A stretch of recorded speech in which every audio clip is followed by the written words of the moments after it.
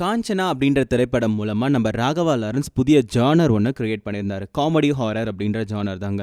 காமெடியா ஒரு ஹாரர் மூவியை எடுக்க முடியுமா அப்படின்னு சொல்லி நிறைய பேர் யோசிச்சுட்டு இருந்தாங்க. அந்த முயற்சியில் நம்ம ராகவா லாரன்ஸ் அவர்கள் வெற்றி பெற்றிருக்காரு. இந்த மூவி வந்து சூப்பர் ஹிட் ஆனதுக்கு அப்புறமா அதே மாதிரி நிறைய மூவிஸை வந்து ட்ரெண்ட் ஆகிட்டே எடுத்துட்டு இருந்தாங்க.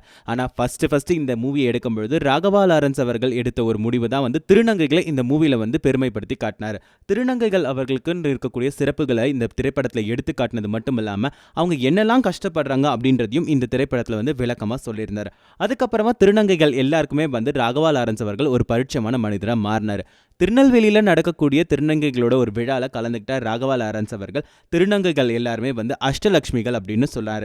வடநாட்டில் அதனால தான் திருநங்கைகளை முன்னாடி நிற்க வச்சு எந்த ஒரு நிகழ்வாக இருந்தாலும் நடத்துகிறாங்க. அதே மாதிரி நம்ம தென்னிந்தியாவில் கூட திருநங்கைகளுக்கு மதிப்பு கொடுக்கணும், அதுக்காக நம்ம போராட்டமும் செய்யணும் அப்படின்னு சொல்லியிருக்காங்க.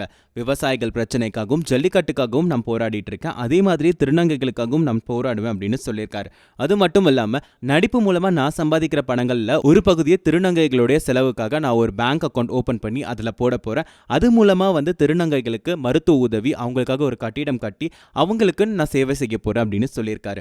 அது மட்டும் இல்லாமல் திருநங்கைகளுக்காக போராட்டம் நடத்த போகிறதாவும் அதில் அவங்கள வந்து அஷ்டலக்ஷ்மிகள் அப்படின்னு சொல்லணும் அப்படின்னு சொல்லியும் அவர் வலியுறுத்தியிருந்தார். இப்போ நடக்கக்கூடிய விவசாய பிரச்சனையை எடுத்து கூறியிருக்க நம்ம ராகவா லாரன்ஸ் அவர்கள் விவசாய பிரச்சனைக்காக மாணவர்கள் எல்லாரும் போராட்டம் நடத்திட்டு இருக்காங்க, அந்த போராட்டத்துக்கு என்னுடைய முழு ஆதரவும் இருக்கு. விவசாயிகளுக்கு நான் மறைமுகமாகவும் நேரடியாகவும் உதவி செஞ்சுட்டு தான் இருக்கேன். அந்த உதவியின் மூலமா நிறைய விவசாயிகள் பலன் அடைஞ்சிட்டு இருக்காங்க. அதே மாதிரி திருநங்கைகளுக்காகவும் நான் கூடிய சீக்கிரம் ஒரு போராட்டம் நடத்துவேன். அந்த போராட்டத்தில் திருநங்கைகளை அஷ்டலக்ஷ்மிகள் அப்படின்னு சொல்லி அழைக்கணும்னு அவங்களுக்கு கொடுக்கக்கூடிய அங்கீகாரத்தை அவங்க எப்படியும் பெறணும் அப்படின்றதுக்காகவும் போராட்டம் நடத்தப்படும் அப்படின்னு சொல்லி ராகவா லாரன்ஸ் அவர்கள் தெரிவிச்சிருக்காரு.